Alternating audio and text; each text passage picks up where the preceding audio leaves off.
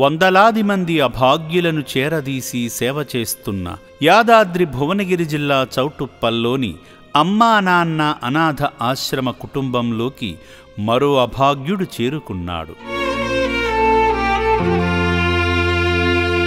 నల్గొండ జిల్లా తిప్పర్తి గ్రామంలో మాసిన చిరిగిన బట్టలతో అనారోగ్యంతో బాధపడుతున్న అనాథను గమనించిన కె. గణేష్ అనే మానవతామూర్తి మానవత్వంతో ఎస్ఐ శంకర్ గారికి విషయం తెలియజేయగా ఆయన ద్వారా సేవాభారతి సేవా సంస్థ శ్రీకాంత్ గారి ద్వారా అంబులెన్స్లో అమ్మా నాన్న అనాథ ఆశ్రమానికి తీసుకువచ్చారు.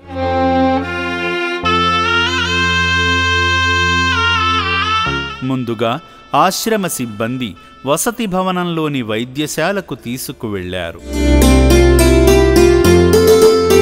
వైద్యులు అవసరమైన వైద్య పరీక్షలు చేశారు.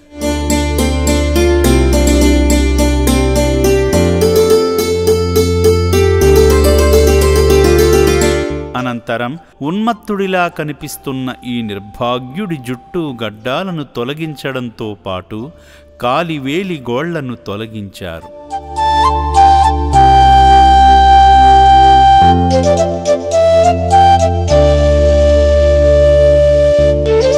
అనంతరం శుభ్రంగా స్నానం చేయించి మీలాంటి దాతలు వితరణ చేసిన బట్టలను ధరింపజేసి దిక్కులేని అభాగ్యులను అమ్మా నాన్న అనాథ ఆశ్రమం ద్వారా తన వద్దకు రప్పించుకుని కొత్త జన్మనిచ్చిన ఈ శివపుత్రుడిని శ్రీ పుణ్యలింగేశ్వర స్వామి సన్నిధికి తీసుకువెళ్లగా అర్చకులు పూజలు చేసి ఆశీర్వచనాలు అందజేశారు.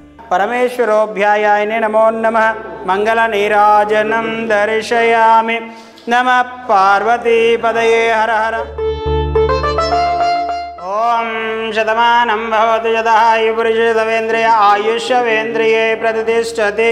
ఈ సందర్భంగా ఈ నిర్భాగ్యుడిని తీసుకువచ్చిన కె. గణేష్ గారు మాట్లాడుతూ తిప్పర్తి ఎస్ఐ గారి ఆదేశాల మేరకు సేవాభారతి శ్రీకాంత్ గారి సహాయంతో ఇతనిని అమ్మా నాన్న అనాథ ఆశ్రమానికి తీసుకువచ్చినట్లు తెలిపారు.